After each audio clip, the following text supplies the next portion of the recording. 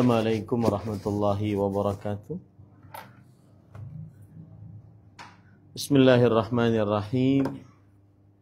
Innal hamdalillah nahmaduhu wa nasta'inuhu wa nastaghfiruh wa na'udzu billahi min shururi anfusina wa sayyiati a'malina.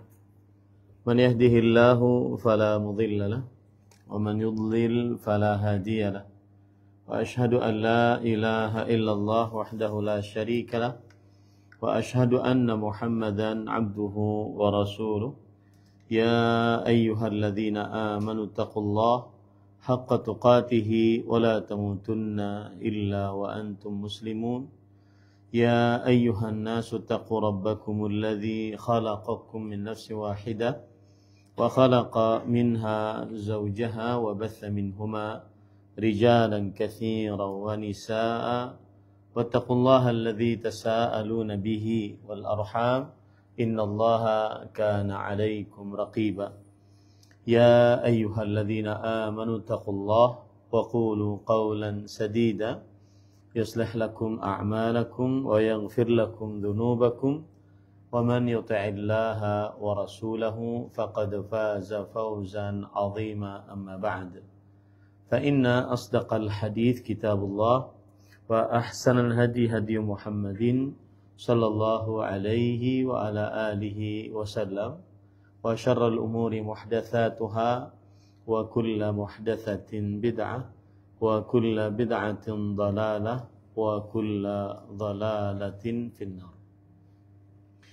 Alhamdulillah, kita bersyukur pada Allah Subhanahu wa taala pada hari ini, hari Selasa malam Rabu, malam pertama dari Rabiul Tsani 1447 Hijriah, bertepatan dengan 23 September 2025. Kita dimudahkan kembali oleh Allah Subhanahu wa taala untuk duduk bersama di Masjid Baitur Rahman, Banjarmasin, Kalimantan Selatan, dalam sebuah kajian membaca kitab Taisirul Ulam Syarah Umdatul Ahkam.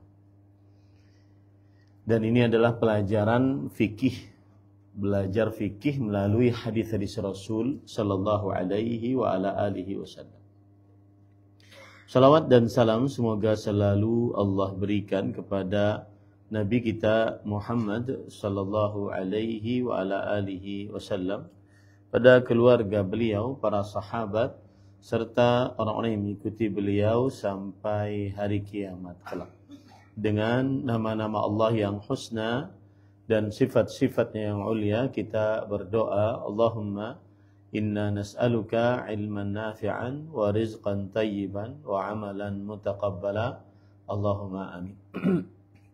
Ahibati fillah, afanillahu iyyakum, Bapak Ibu, saudara-saudari jamaah Masjid Baitur Rahman yang saya cintai karena Allah. Semoga Allah Subhanahu wa taala selalu memberikan afiat kepada kita di dunia dan di akhirat. Pada kesempatan kali ini kita membahas hadis yang kedua.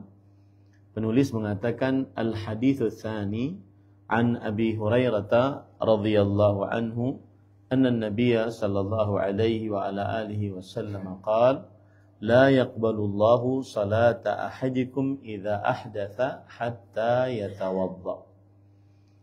Yang artinya dari Abu Hurairah radhiyallahu anhu, Nabi Muhammad sallallahu alaihi wa ala alihi wasallam bersabda, tidak diterima oleh Allah salat salah seorang dari kalian jika dia berhadas sampai dia berwudu. Hadis riwayat Bukhari dan Muslim. Poin pertama dari hadis ini adalah yaitu biografi rawi yang meriwayatkan hadis ini. Beliau adalah Abu Hurairah. Abu Hurairah namanya Abdurrahman bin Sakhr dari Ad-Daus. Daus itu salah satu daerah di Yaman. Kemudian beliau masuk Islam pada peperangan Khaybar, pada tahun peperangan Khaybar, yaitu tahun ke-7 Hijriah. Semenjak itu beliau selalu membersamai, melazimi Rasulullah sallallahu alaihi wasallam dan sangat perhatian terhadap hadis Rasul sallallahu alaihi wasallam. Bahkan Nabi Muhammad sallallahu alaihi wasallam bersaksi bahwa beliau adalah seorang yang sangat gigih untuk mendapatkan hadis Rasul sallallahu alaihi wasallam. Berkata teman beliau Abdullah bin Umar radhiyallahu anhuma, kunta alzamana li Rasulillah sallallahu alaihi wasallam wa a'lamana bi hadithi. Engkau wahai Abu Hurairah radhiyallahu anhu adalah orang yang senantiasa lebih selalu membersamai Rasulullah sallallahu alaihi wasallam dibandingkan kita. Dan beliau adalah orang yang paling alim dengan hadis dari Rasul sallallahu alaihi wasallam dibandingkan kita. Ini yang berkata adalah Abdullah bin Umar radhiyallahu anhuma. Kemudian Imam Bukhari rahimahullah berkata, "Kana Abu Hurairah radhiyallahu anhu ahfadha man rawal hadits fi asrih." Adalah Abu Hurairah radhiyallahu anhu orang yang paling hafal, banyak hafalan hadis-hadis Rasul sallallahu alaihi wasallam di zaman beliau. Para ulama hadis menyebutkan bahwa hadis yang diriwayatkan oleh Abu Hurairah radhiyallahu anhu sekitar 5.374 hadis. 5.374 hadis. Abu Hurairah radhiyallahu anhu beliau wafat pada tahun 57 Hijriah di kota Madinah dan dikuburkan di Baqi' al-Gharqad, di pekuburan kota Madinah. Baik. Kemudian para ikhwan yang dirahmati oleh Allah Subhanahu wa taala, di sini Rasul sallallahu alaihi wasallam bersabda, "La yaqbalullah." Allah tidak menerima. Ini adalah penafian dari Allah Subhanahu wa taala, yaitu peniadaan dari Allah Subhanahu wa taala. Apa yang Allah tidak terima? Salat salah seorang di antara kalian jika dia berhadas sampai dia berwudu. Apa itu hadas? Hadas adalah sesuatu yang keluar dari dua lubang. Baik itu lubang kubul, baik itu untuk zakar laki-laki, untuk farji untuk perempuan, atau lubang dubur, yaitu yang di belakang. Atau juga hal-hal lain yang berkaitan dengan pembatal-pembatal wudu. Hal-hal lain yang berkaitan dengan pembatal-pembatal wudu. Itulah hadas. Hadas adalah sesuatu yang keluar dari dua lubang. Di sini Rasul sallallahu alaihi wasallam bersabda, Allah tidak menerima salat salah seorang di antara kalian jika dia berhadas, yaitu jika dia keluar sesuatu dari dua lubang, baik itu lubang kubul atau lubang dubur, atau apa saja yang membatalkan wudu, Taib. Bagaimana penjelasan dari hadis ini? Asy-syari'ul hakim arsyada man arada as-salata alla yadkhul fiha illa ala halin hasanatin wa hay'atin jamilah. Allah Subhanahu wa taala yang mensyariatkan syariat Islam dan yang maha bijaksana memberikan petunjuk bahwa barang siapa yang ingin salat, maka janganlah dia masuk ke dalam salat kecuali dalam keadaan yang baik, dalam penampilan yang bagus. Li'annaha silah wathiqah bainar rabbi wa 'abdi. Karena salat itu adalah hubungan yang kuat antara seorang hamba dengan Allah Subhanahu wa taala. Makanya salat harus dalam keadaan baik atau dalam keadaan bagus. Wa hiya tariqu ila munajatih. Dan salat adalah jalan untuk berkomunikasi, bermunajat dengan Allah Subhanahu wa taala. Lidza amarahu bil wudu' wat taharati fiha. Oleh sebab itulah Allah Subhanahu wa taala memerintahkan untuk berwudu dan bersuci saat di dalam salat. Wa akhbara annaha mardudah ghairu maqbulah bighairi dzalik. Dan di dalam hadis ini Rasulullah sallallahu alaihi wasallam memberitahukan bahwa salatnya ditolak, tidak diterima tanpa dalam keadaan bersuci. Baik, itu adalah makna dari hadis. Sekarang apa hukum-hukum yang kita bisa ambil dari hadis ini? Yang pertama, anna salatal muhdits la tuqbal hatta yatatahhar minal hadatsainil akbar wal asghar.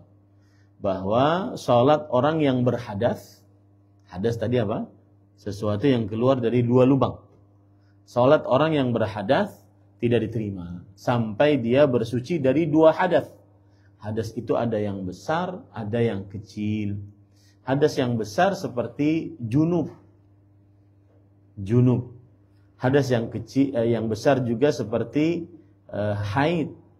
Hadas yang besar juga seperti nifas. Adapun hadas yang kecil seperti kencing, buang air besar, itu adalah hadas yang kecil. Maka dalam hadis ini salat orang yang berhadas tidak terima sampai dia bersuci dari dua hadas, besar dan kecil. Yang kedua, annal hadatsa naqidun lil wudu wa mubtilun lis shalah in kana fiha. Bahwa hadas membatalkan wudu dan membatalkan salat jika ada di dalam salat. Artinya, kalau orang sedang di dalam salat, kemudian dia berhadas, kentutkah, atau keluar air kencingkah, atau keluar air manikah, maka batal wudunya dan batal salatnya. Batal wudunya dan batal salatnya. Yang ketiga, al-muradu bi'adamil qabuli huna 'adamu sihhatis shalah wa 'adamu ijza'iha. Yang dimaksud dengan tidak diterima salat salah seorang di antara kalian, kan hadisnya begitu. Tidak diterima salat salah seorang di antara kalian, maksudnya adalah tidak sah salatnya.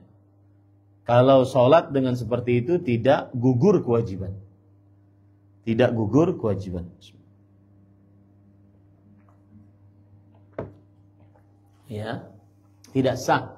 Nah, kalau ada orang salat, memaksakan salat dalam keadaan dia berhadas, dalam keadaan dia berhadas dan belum bersuci, maka tidak sah salatnya. Itu yang dimaksud dengan tidak diterima salatnya.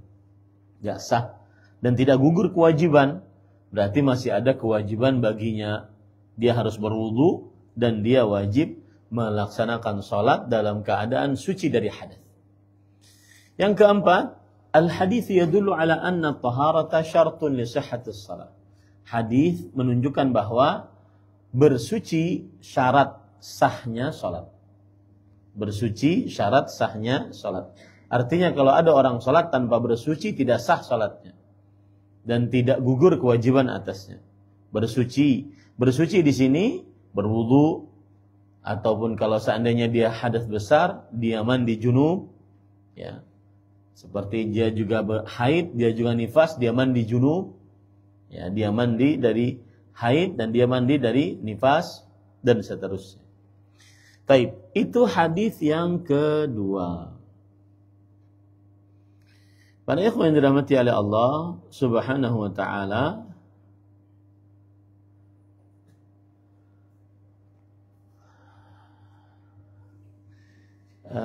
ada tambahan faedah bahwa salat yang tidak diterima, baik itu salat wajib atau salat sunnah, sampai salat jenazah tidak diterima jika seseorang yang berhadas salat, walaupun dia lupa sampai dia berwudu.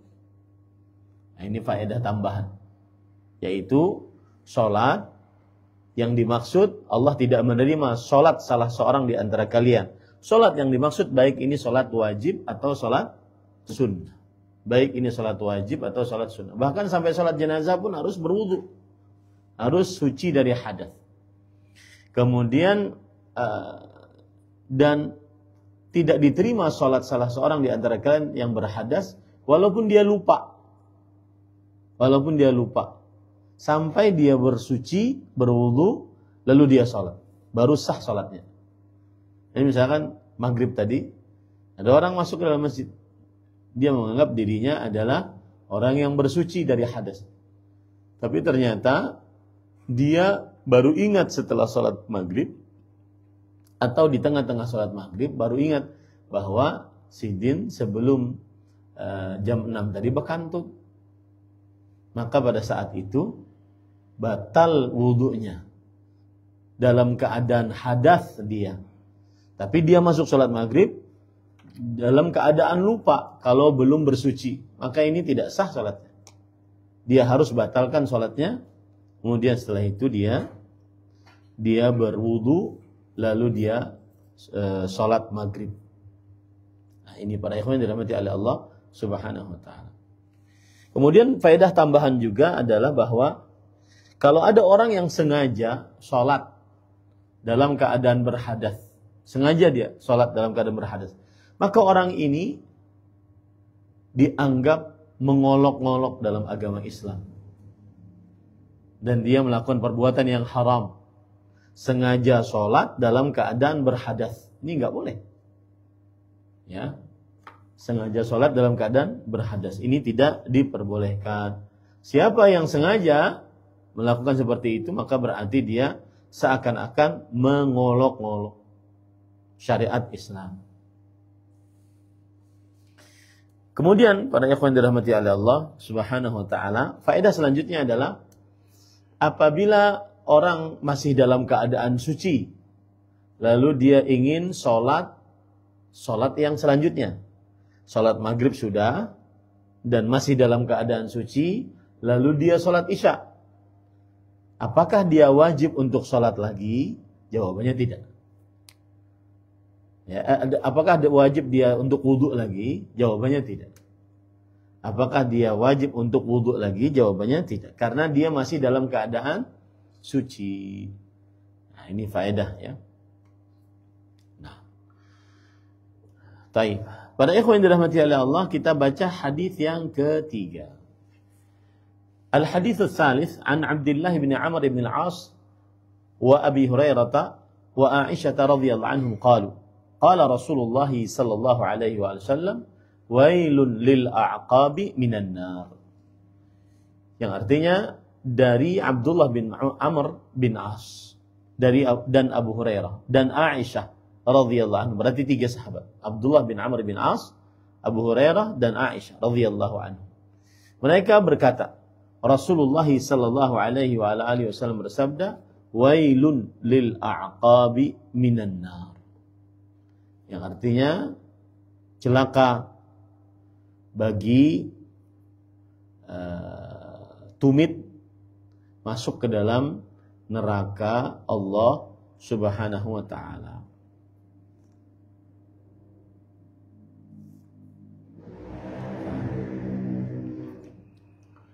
Kecelakaanlah bagi tumit-tumit itu dari api neraka.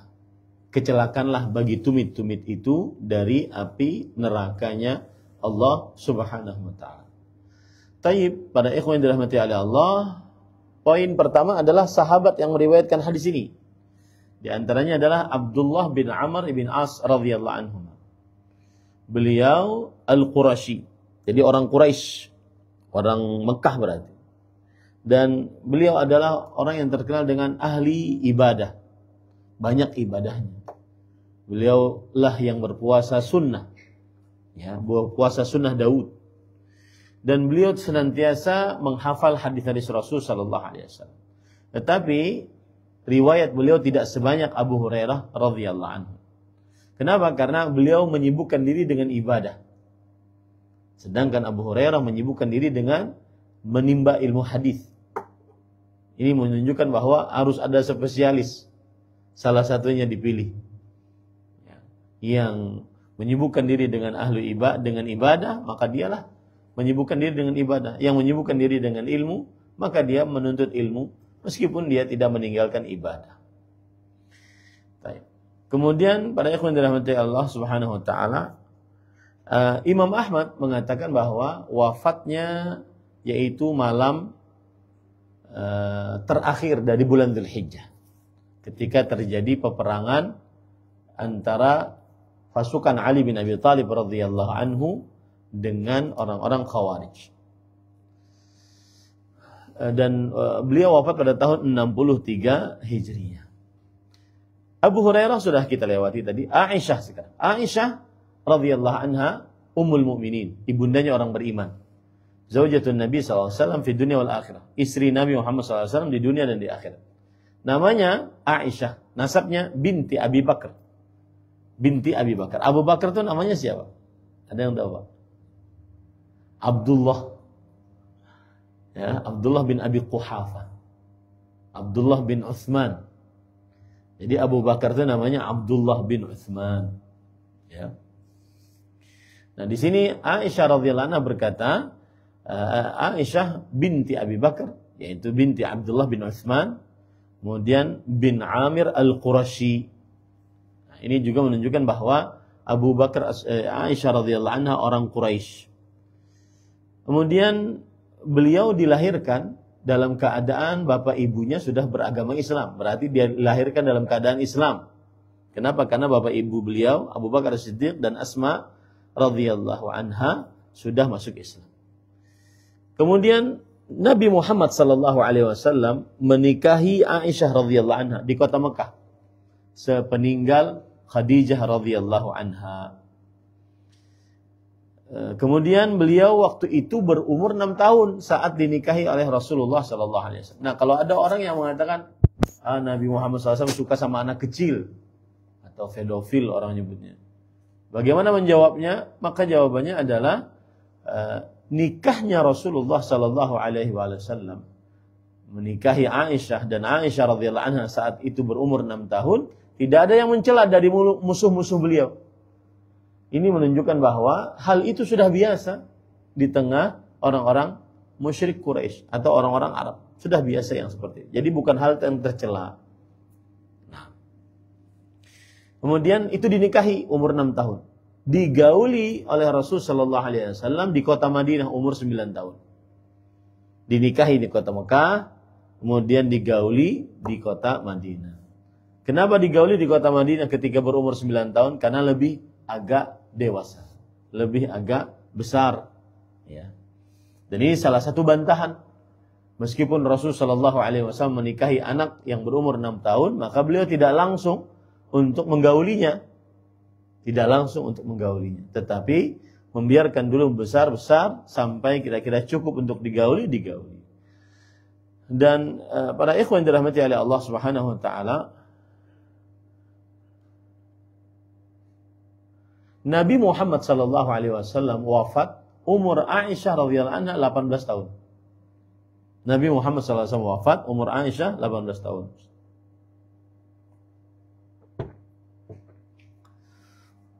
Dan ini adalah petunjuk dari Allah Subhanahu wa taala. Karena dengan Rasul sallallahu alaihi wasallam menikahi Aisyah dalam keadaan masih muda, maka itu akhirnya hikmah dari Allah dalam penciptaannya bahwa Rasul sallallahu bahwa Aisyah radhiyallahu anha yang membawa ilmu-ilmu Rasulullah sallallahu alaihi wasallam yang begitu banyak, terutama hadis-hadis yang berkaitan dengan kehidupan Rasul sallallahu alaihi wasallam di dalam rumah, gitu ya.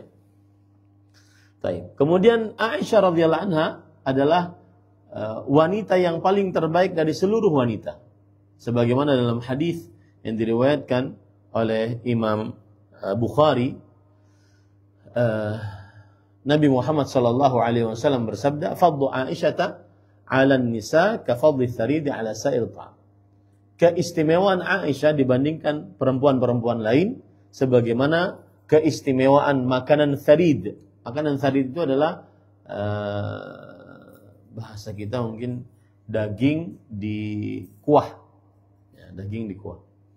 Tharid 'ala sa'ir ta'am, dibandingkan seluruh makanan. Nah, ini menunjukkan keistimewaan dari Aisyah radhiyallahu anha. Kemudian para ikhwan dirahmati oleh Allah, Aisyah radhiyallahu anha adalah a'lamun nisa'il ummah 'alal itlaq. Wanita di dalam umat Islam yang paling faham tentang agama Islam. Secara mutlak, Tidak ada yang bisa menandingi Aisyah ilmunya, baik ketika beliau masih hidup atau ketika beliau sudah meninggal. Aisyah radhiyallahu anha wa ardhaha. Dan Aisyah radhiyallahu anha wafat di kota Madinah pada bulan Ramadan tahun 58 Hijriah. Tahun 58 Hijriah. Berarti kalau 58 umur Aisyah waktu itu tinggal wafat Rasul sallallahu alaihi wasallam sampai beliau meninggal berapa itu? 40 tahun. Subhanallah. 40 tahun ditinggal suami. Dan istri Nabi tidak boleh menikah dengan selain Rasulullah sallallahu alaihi wasallam. Dan ini ujian dari Allah Subhanahu wa taala. 40 tahun. Bayangkan ditinggal masih muda, 18-an tahun. Kemudian tidak boleh menikah sampai umur 58 tahun. 40 tahun. Ini menunjukkan bagaimana sabarnya seorang Aisyah radhiyallahu anha wa ardhaha. Taib, kita ambil pelajaran dari hadis ini. Hadis ini maknanya adalah yuhadzirun Nabiyyu sallallahu alaihi wasallam min at-tahawuni bi amri wudu' wa taqsir fihi. Nabi Muhammad sallallahu alaihi wasallam memperingatkan dengan keras dari meremehkan perkara wudu dan bermudah-mudah dalam perkara wudu. Jadi apa maksudnya meremehkan? Yaitu sampai siku tumitnya nggak kebasuh. Kadang siku di sini tidak kebasuh asal begini-gini saja. Ya. Nah, ini semestinya Rasul Shallallahu Alaihi Wasallam sudah memperingatkan keras, jangan bermudah-mudah, jangan meremehkan, jangan tidak sempurna di dalam berwudu. Dan wa yahutsu 'ala al-i'tina bi itmamih. Nabi Muhammad sallallahu alaihi wasallam memerintahkan agar sempurna saat berwudu. Rasulullah SAW bersabda, baligh fil istinsyaq illa an takuna sha'iman. Yang artinya hendaknya kamu bersungguh-sungguhlah di dalam masukkan air ke hidung kecuali dalam keadaan puasa. Nah, kata-kata sungguh-sungguh ini adalah harus dilakukan oleh seorang muslim saat berwudu. Walamma kana muakhir rijl ghaliban la yasilu ilaihi ma'ul wudu fayakunul khalal fi at-taharah wa salati minhu. Akhbara anna al-'adhaba munsabbun alaihi wa ala sahibihi al-mutahawin fi taharatihi syar'iyyah. Ketika kaki seseorang yang di belakang itu secara kebanyakan tidak sampai air kepada tumit, maka terjadilah penyimpangan di dalam berwudu. Dan juga terjadilah penyimpangan di dalam sholat akibat dari wudhu tersebut. Maka di sini Rasulullah SAW mengatakan bahwa orang tersebut akan disiksa akibat dia meremehkan perihal wudhu. Nah, ini ancaman. Jangan sampai kita bermudah-mudah tidak membasuh anggota-anggota wudhu kita. Baik. Apa faedah yang kita bisa ambil dari hadis ini? Penulis berkata, wujubul i'tina bi a'dha'il wudu wa 'adamul ikhlal bi syai'in minha.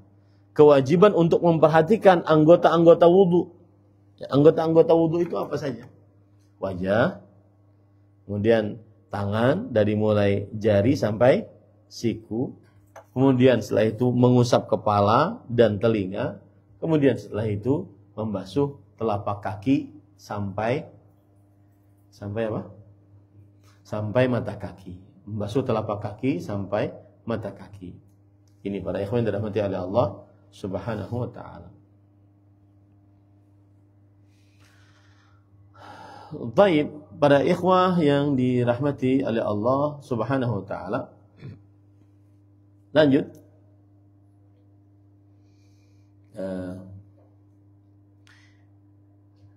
Maka apabila seseorang tidak terbasuh tumitnya di dalam bersuci dan di dalam sholat, maka ini mendatangkan siksa. Ya, ini mendatangkan siksa. Kenapa? Karena dia meremehkan perihal bersuci yang membuat akhirnya sholatnya tidak sholatnya tidak sah. Taib. Apa hukum-hukum yang kita bisa ambil dari hadis ini? Yang pertama adalah wujubul i'tina bi a'dha'il wudu' wa 'adamil ikhlal bi syai'in minha. Kewajiban memperhatikan anggota-anggota wudu dan tidak boleh meremehkan, melalaikan sesuatu pun darinya. Wajah, ya. Wajah itu dari atas ke bawah, kemudian dari kanan ke kiri harus diperhatikan. Kemudian tangan, dari mulai jari jemari tangan sampai siku masuk ke dalamnya. Kemudian rambut kepala dan kepala seluruhnya, dan juga telinga, kemudian membasuh telapak kaki sampai mata kaki. Termasuk di dalamnya adalah tumit kaki. Wa qad nassal haditsu ala al-qadamain wa baqiyatil a'dha' maqisa 'alaihima ma'a wujudi nususin laha. Di dalam hadis disebutkan tentang kedua telapak kaki. Ya. Berarti yang harus diperhatikan kedua telapak kaki sajakah? Tidak. Tetapi kedua telapak kaki yang kadang-kadang seseorang tidak perhatian, makanya disebutkan dalam hadis tentang kedua telapak kaki.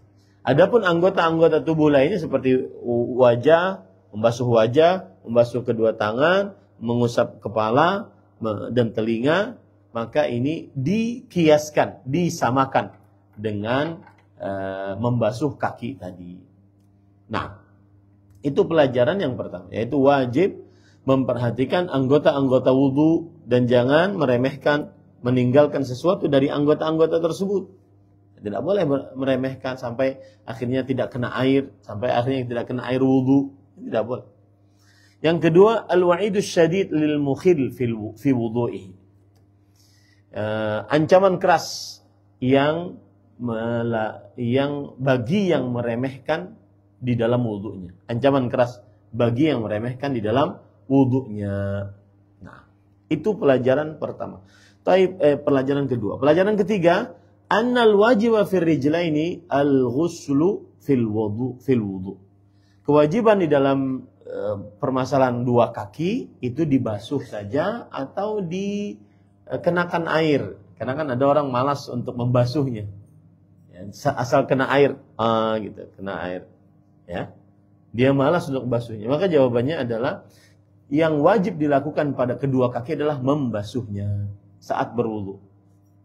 Tidak mencukupi hanya dengan mengenakan dengan air.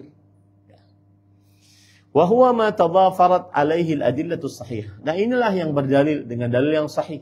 Wa ijma'ul ummah, dan dengan kesepakatan para ulama, khilafan li syudzudz syiah alladzina khalafu bihi jamaahirul ummah wa khalafu bihi al-ahadits ats-tsabitah fi fi'lihi wa ta'limihi sallallahu alaihi wasallam lis sahabati iya. Yang artinya dan ijma' para umat Islam akan hal ini, bahwa yang wajib dilakukan pada telapak kaki adalah membasuhnya. Berbeda dengan orang-orang yang menyimpang dari Syiah yang menyelisihi jumhur umat Islam, dan mereka menyelisihi hadis-hadis yang sahih, perbuatan-perbuatan Rasul sallallahu alaihi wasallam dan pengajaran-pengajaran Rasul sallallahu alaihi wasallam kepada para sahabatnya. Kama khalaful qiyas al-mustaqim min anna al-ghusla lirrijlaini awla wa anqaha min al-mas. Fahuwa ashaddu munasabatan wa aqrabu ila al-ma'na.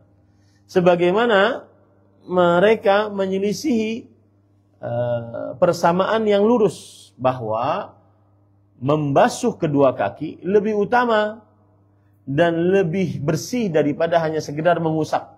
Mengusap itu berarti ya sekedar begini. Tapi kalau membasuh sampai dibersihkan. Nah, ini lebih masuk akal. Yaitu bahwa telapak kaki wajib dibasuh. Telapak kaki wajib dibasuh. Nah, tambahan pelajaran yang lain pada ikhwan yang dirahmati oleh Allah Subhanahu wa taala, saat kita berwudu maka harus menyempurnakan membasuh anggota wudu. Seperti wajah, maka menyempurnakan, ya. Jangan sampai tidak sempurna, hanya sampai sini airnya, tapi sempurna. Menyempurnakan anggota wudu dalam bersuci, ya. Kemudian juga tangan, menyempurnakan anggota wudu, ya, dari siku dan siku masuk ke dalamnya. Yang selanjutnya,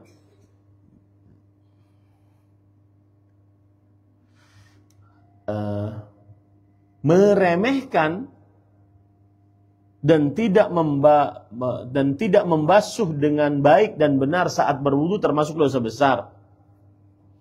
Meremehkan dan tidak membasuh anggota-anggota wudu dengan baik dan benar termasuk dosa besar.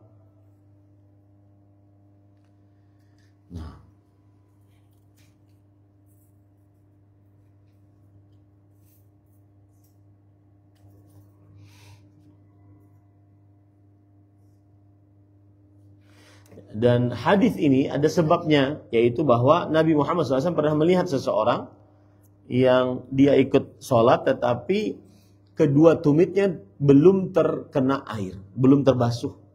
Kedua tumitnya belum terbasuh. Makanya keluar hadis Rasul SAW, wailun lil a'qabi minan nar. Nah, itu hadis yang ketiga. Azan. Nah, habis azan kita langsung buka pertanyaan. Itu dua hadis yang kita pelajari pada kesempatan kali ini. Wallahu a'lam. Silakan azan dulu.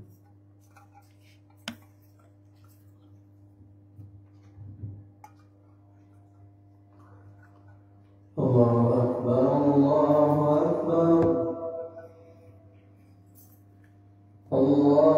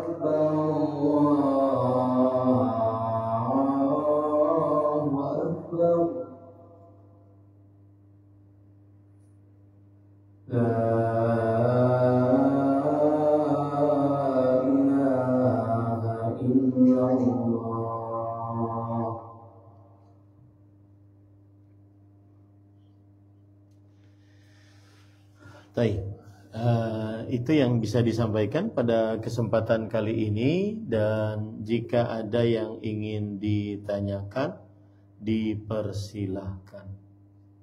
Mungkin sebagai tambahan, yaitu ada beberapa permasalahan yaitu diantaranya sebelum pertanyaannya, apa saja hal-hal yang membatalkan wudhu. Yang pertama tadi, sesuatu yang keluar dari dua lubang. Dan sesuatu yang keluar dari dua lubang ini, ada yang biasa seperti kencing, seperti buang air besar, seperti mani, seperti madhi, wadi, ya, kemudian angin, kentut. Maka ini seluruhnya adalah membatalkan wudhu. Ada yang tidak biasa seperti darah, seperti ulat, seperti batu, seperti bulu keluar dari dua lubang tersebut. Maka ini terjadi khilaf di antara para ulama. Dan jumhur ulama mengatakan bahwa dia adalah membatalkan wudhu. Dia adalah membatalkan wudhu. Kemudian yang kedua yang membatalkan wudhu juga adalah istihadah. Darah yang keluar dari depan rahim perempuan. Jadi rahim itu ada di dalam, ada yang di luar. Ada yang di depan. Darah yang keluar dari depan rahim perempuan. Ini membatalkan wudhu.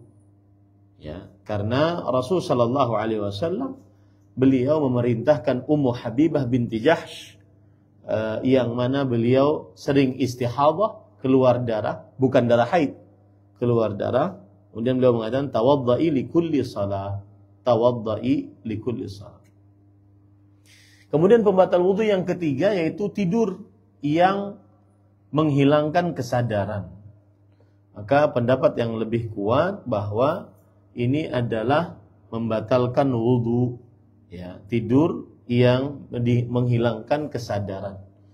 Pendapat yang lebih kuat ini adalah membatalkan wudhu. Adapun hadis Rasul sallallahu alaihi wasallam yang berbunyi kana ashabu Rasul sallallahu alaihi wasallam yanamun tsumma yusallun wa la yatawadda'un, adalah sahabat-sahabat Rasulullah sallallahu alaihi wasallam. Mereka itu sebelum Isya tidur, yaitu di masjid nunggu Isya, karena Isyanya di malam hari, hampir pertengahan malam. Kemudian bangun, kemudian mereka sholat dan tidak berwudu. Nah ini bagaimana para ikhwan dirahmati oleh Allah Subhanahu Wa Taala? Tidur yang dilakukan oleh para sahabat itu tidur yang tidak menghilangkan kesadaran, hanya tidur-tidur yang kayak tadi. Ada sebagian jawaban. Tidur yang tidak menghilangkan kesadaran. Baik. Kemudian yang selanjutnya yang membatalkan wudhu adalah hilangnya akal seperti gila, seperti pingsan, sakit, mabuk, dan semisalnya. Ini membatalkan wudhu. Nah, kemudian yang membatalkan wudhu juga adalah menurut pendapat yang lebih kuat. Menurut pendapat yang lebih kuat berarti ada khilaf, ya, yaitu makan daging onta.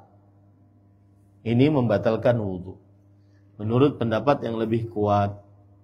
Karena Rasul sallallahu alaihi wasallam ditanya, "Atawaddau min luhumil ibil?" Apakah kami berwudu kalau makan daging onta? Kata Rasul sallallahu alaihi wasallam, "Na'am, fatawadda min luhumil ibil." Iya, maka berwudulah karena makan daging onta. Ya. Taib. Nah, ada lagi yang berkaitan dengan pembatal wudu tadi. Memegang kemaluan. Memegang kemaluan dengan luar telapak tangan. Apakah membatalkan wudu? Pendapat yang terjadi khilaf di antara ulama. Ada yang mengatakan mau dengan luar, mau dengan dalam, tetap batal wudu. Ya, tetap batal wudu. Ada yang mengatakan bahwa yang membatalkan wudu hanya dengan dalamnya saja. Di luar tidak batal. Wallahu alam, para ikhwan dirahmati oleh Allah, pendapat yang lebih kuat adalah bahwa jumhur ulama mengatakan yang memegang kemaluan baik dengan punggung telapak tangan atau perut telapak tangan, dalam atau luarnya, maka seluruhnya adalah batal wudunya. Hal ini berdasarkan hadis riwayat Imam Ahmad, "Idza afdha ahadukum biyadihi ila farjih laisa dunaha hijab faqad wajaba alaihi wudu. Jika tangan seorang memegang kepada kemaluannya dan tidak ada penghalang, maka wajib atasnya berwudu. Ini pendapat yang lebih kuat. Ya, pendapat yang lebih kuat. Taib. Kalau tangannya tidak ada, kelapak tangannya nggak ada, cacat misalnya. Dia hanya punya tangan sampai sini, atau punya tangan sampai siku, kemudian tegetel, batal tidak? Maka khilaf di antara para ulama, wallahu alam, dia tidak membatalkan wudu, karena yang membatalkan hanya telapak tangan. Taib. Apakah murtad membatalkan wudu? Jawabannya iya, murtad membatalkan wudu, ya. Dan bukan hanya sekedar membatalkan wudu, menghapuskan amal. Menghapuskan amal. Taib. Apakah muntah membatalkan wudu? Maka jawabannya terjadi khilaf di antara para ulama. Yang benar adalah tidak membatalkan wudu. Muntah tidak membatalkan wudu. Kenapa demikian? Karena ada hadis bahwa Rasulullah Shallallahu Alaihi Wasallam beliau muntah, lalu beliau membatalkan puasa. Lalu Abu Darda bercerita bahwa Rasulullah Shallallahu Alaihi Wasallam muntah dan beliau tidak berwudu saat ingin sholat. Wa ana sababtu lahu wudu'ah. Aku yang menyiramkan air kepada wudunya Rasul sallallahu alaihi wasallam. Di dalam hadis ini bahwa Rasul sallallahu alaihi wasallam tidak berwudu karena muntah, tetapi karena ingin sholat. Ya, tidak berwudu karena muntah, tapi karena ingin sholat. Taib.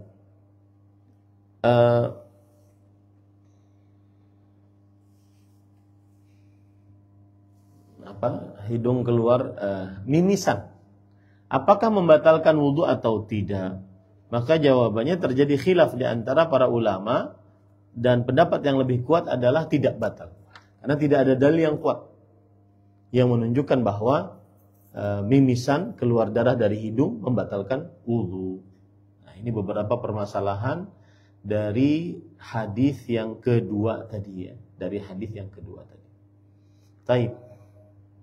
Kira-kira itu yang bisa disampaikan. Wallahu a'lam. Ada pertanyaan? Waalaikumsalam.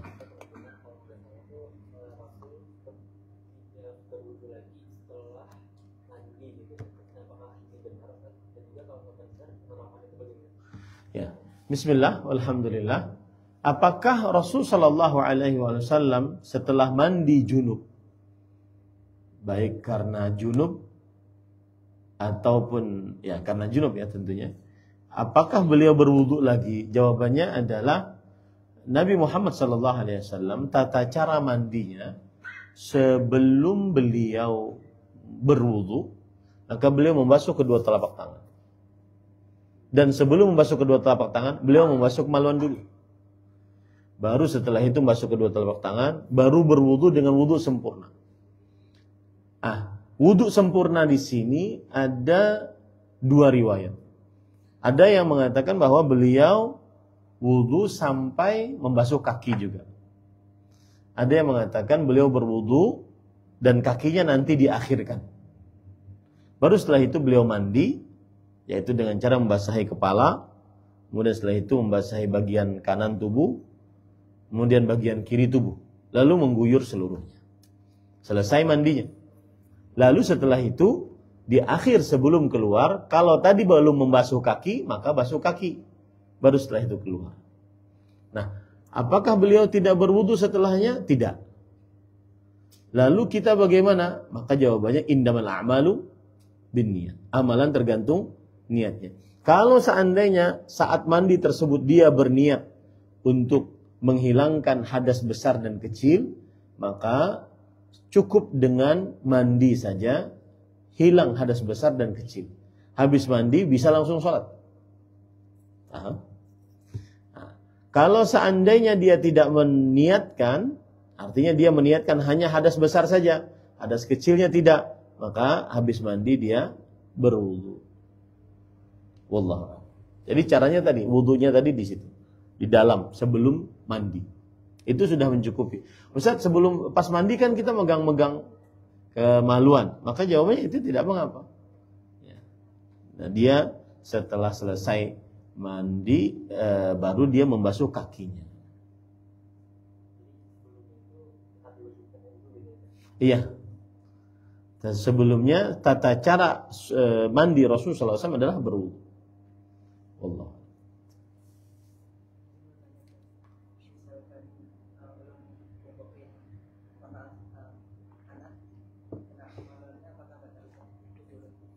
Apakah menyentuh kemaluan orang lain membatalkan wudu atau tidak? Jawabannya wallahu alam, iya.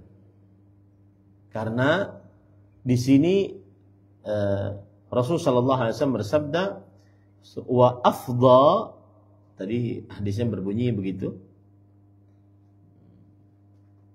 Idza afdha ahadukum biyadi ila farji. Jika salah seorang di antara kalian menjulurkan tangannya kepada kemaluannya.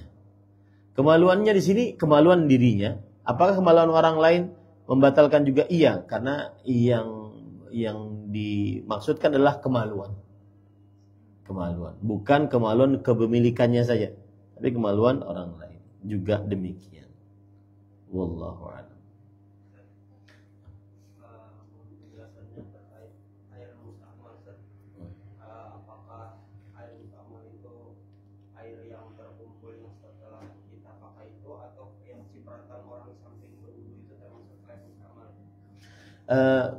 Air musta'mal adalah salah satu istilah yang ada di dalam mazhab Imam Syafi'i rahimahullahu ta'ala. Dan air musta'mal tersebut adalah air yang dia air suci, kemudian setelah itu kemasukan di dalamnya air yang dipakai oleh orang untuk bersuci, baik itu air wudu atau air mandi junub. Nah, itu adalah istilah fikih yang ada di dalam mazhab Syafi'i. Nah, kemudian apakah benar ada istilah air musta'mal? Jawabannya pada ikhwan yang dirahmati oleh Allah Subhanahu wa taala,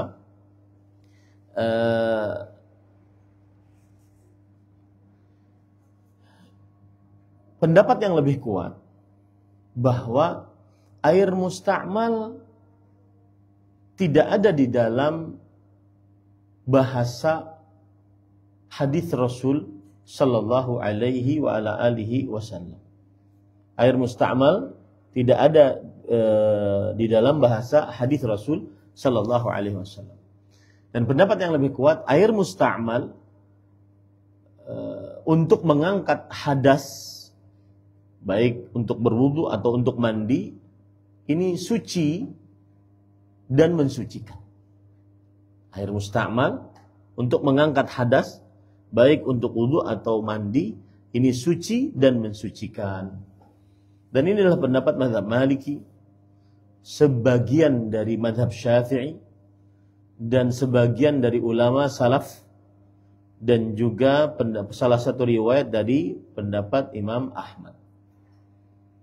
Dalilnya adalah Allah berfirman dalam surah Al-Furqan ayat 48, wa anzalna minas sama'i ma'an tahuran.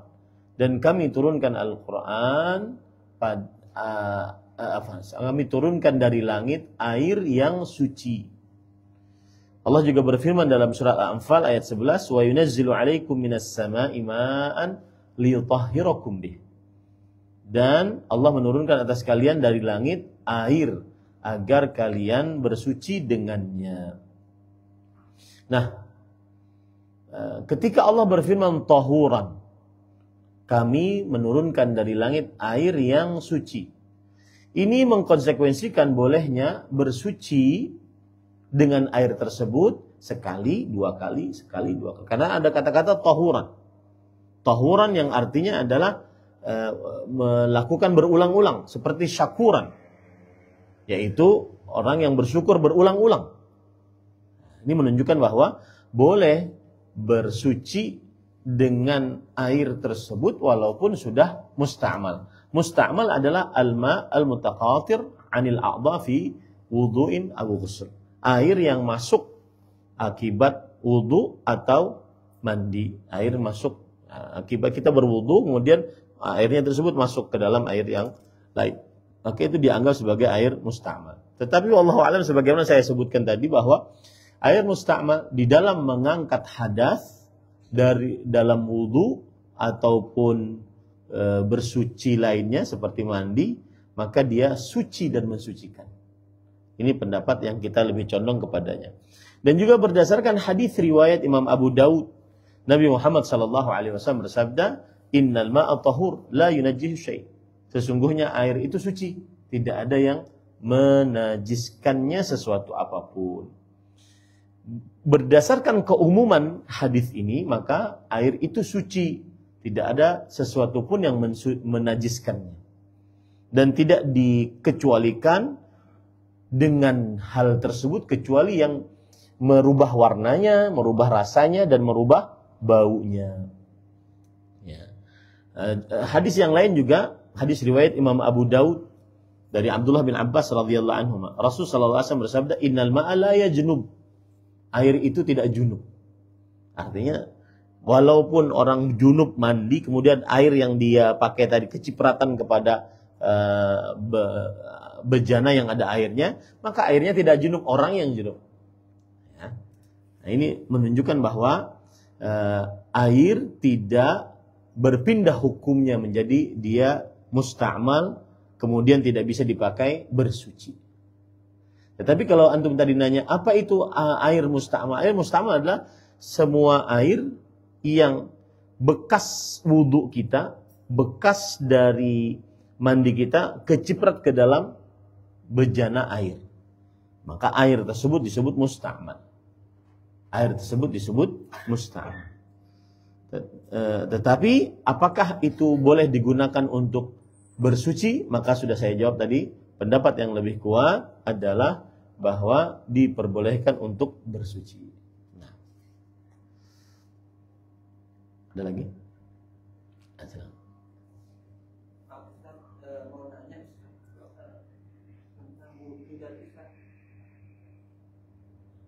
Apakah di wudu itu ada masalah penyakit, Ustaz? Masalahnya saya melihat tuh 4 kali mungkin, orang yang berbeda, Ustaz. Dia itu kayak berlebihan, Ustaz. Ini sudah tidak kita tidak wajar, Ustaz. Apakah itu termasuknya, Ustaz? Yeah. Dan apakah itu boleh kita tegur, kita secara langsung? Baik. Ahibati fillah, afanillah wa iyyakum. Ada hadis Rasul sallallahu alaihi wasallam yang menunjukkan bahwa syaitan itu dia akan mengganggu manusia dari 2 hal. Yaitu sikap berlebih-lebihan, kemudian yang kedua sikap meremehkan. Nah, apa yang Bapak sebutkan tadi, sikap berlebih-lebihan. Ya. Yaitu ma amarallahu bi amrin illa walisyaitan nazghatan. Kecuali syaitan akan mempunyai 2 tipuan. Tipuan untuk berlebih-lebihan, tipuan untuk meremehkan. Nah, tipuan untuk berlebih-lebihan termasuk di dalamnya perihal bersuci. Bahkan kami di pesantren ada santri yang masbuk aja kerjaannya. Masbuk aja. Pasti nih orang masbuk. Bahkan saya sampai bilang, saya nasihatin beliau. Saya bilang, setelah ini saya nggak ingin lihat antum masbuk. Karena orang tersebut biasanya harus ditegasin. Karena itu adalah bisikan syaitan. Alladzi yuwaswisu fi sudurin nas. Yaitu yang mengganggu, memberi waswas pada perasaan manusia. Dia kencing, kemudian keluar dari kamar mandi, sepertinya tidak puas, masuk lagi. Masuk, keluar lagi, tidak puas, masuk lagi. Sampai imam selesai salam, baru dia puas. Itu pun sudah basah kuyup. Kenapa? Karena itulah gangguan syaitan. Ma amarallah bi amrin illa walisyaitana fihi nazghatan. Tidaklah Allah memerintahkan sebuah perintah kecuali syaitan di dalamnya ada dua gangguan. Gangguan ila ifrat, berlebih-lebihan, atau ila tafrid, yaitu meremehkan. Meremehkan tadi, tidak peduli dengan beristinja. Saat membasuh air kencing, saat membasuh kotoran, tidak peduli dia. Asal, ya, pokoknya seasalnya aja. Nah, itu kebalikannya. Ada yang berlebih-lebihan tadi. Berwudu sampai berkali-kali. Saya pernah itu mendapati di kota Madinah waktu kami menjadi penerjemah di Masjid Quba saat musim haji. Ada orang datang kepada Syekh, jadi saya di samping Syekh gitu, Syekh Ibrahim bin Amir Rahili, Profesor Dr. Akidah di Masjid Nabawi. Beliau didatangi oleh seorang bapak dengan anak laki-laki. Kata beliau, Syekh, bagaimana mengobati anak ini? Anak ini punya rasa was-was yang begitu tinggi. Bagaimana was-wasnya? Jadi kalau dia ingin sholat, kita harus nunggu di sampingnya. Sampai dia selesai sholat, salam. Karena setelah selesai salam, dia akan nanya, saya tadi sudah sholat belum? Sampai seperti itu. Nah, obatnya bagaimana itu? Obatnya adalah jangan dihiraukan. Obatnya al-yaqin la yazul bisyak. Kaedah dalam kaedah fikih, keyakinan tidak hilang dengan keraguan-raguan. Kalau kita kencing, kemudian kita basuh, kita yakin sudah bersih, sudah. Berwudu, masuk ke dalam sholat. Meskipun ada perasaan air keluar dan mengalir di paha, biarin aja. La yukallifullahu nafsan illa usaha. Allah tidak membebani seseorang kecuali sesuai dengan kemampuannya. Nah, jadi obatnya harus yakin. Yakin. Apa yakinnya? Yakinnya saya sudah suci. Maka pada saat itu dia berwudu, kemudian dia ikut sholat. Wallahu a'lam. Silakan.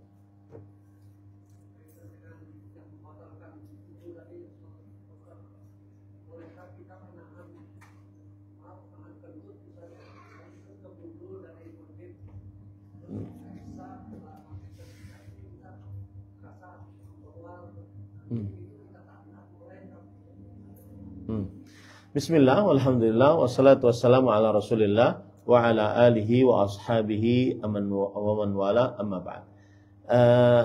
Menahan kentut ya, sehingga kita tidak khusyuk di dalam sholatnya, maka ini tidak diperbolehkan. Para ikhwan dirahmati oleh Allah Subhanahu wa taala. Rasulullah SAW bersabda, la salata bihadratit ta'am wa la huwa yudafi'uh al-akhbathan. Tidak ada salat, maksudnya tidak ada di sini adalah tidak sempurna salatnya orang yang sedang menahan dua kotoran, kencing dan buang air besar. Tidak boleh, termasuk dalamnya kentut, tidak boleh nahan. Ya, apalagi sampai mengganggu kekhusyuan, maka ini harus dijauhkan. Artinya batalkan saja. Kadang-kadang kita kan sayang jamaahnya nih, aku sudah pemulaan pulang. Ya, Allah Subhanahu wa taala bertakdir. Kita tidak tahu kapan kita ingin buang air kecil, buang air besar. Maka pada saat itu batalkan saja. Tidak sempurna sholat seseorang ketika dia menahan dua kotoran. Kotoran itu maksudnya kencing dan buang air besar. Termasuk di dalamnya kentut tidak boleh ditahan. Apalagi sampai mengganggu kekhusyuan sholat. Karena kan biasanya kalau ditahan, kemudian pas lagi sujud, itunya bergelorok. Kada nyaman. Ya, itu mengganggu sholat. Nah, terjadi nanti khilaf di antara ulama, apakah hukumnya sholat seperti itu haram, ataukah hukumnya sholat seperti itu makruh. Wallahu alam, dia akan haram kalau sangat mengganggu, sehingga tidak membuat khusyuk. Nah, cukup kiranya. Ya, ini yang bisa disampaikan. Mudah-mudahan pekan keempat, tapi sebentar. Ya, mudah-mudahan pekan keempat bulan depan bisa ya. Karena ini saya sudah mulai kuliah S2, jadi mudah-mudahan tidak terbentur jadwal. Baik, itu yang bisa disampaikan. Apa yang baiknya dari Allah Subhanahu wa taala, apa yang buruk itu dari saya pribadi, kita cukupkan dengan kafaratul majlis. Subhanakallahumma hamdik asyhadu an la ilaha illa anta astaghfiruka wa atubu ilaik. Wassalamualaikum warahmatullahi wabarakatuh.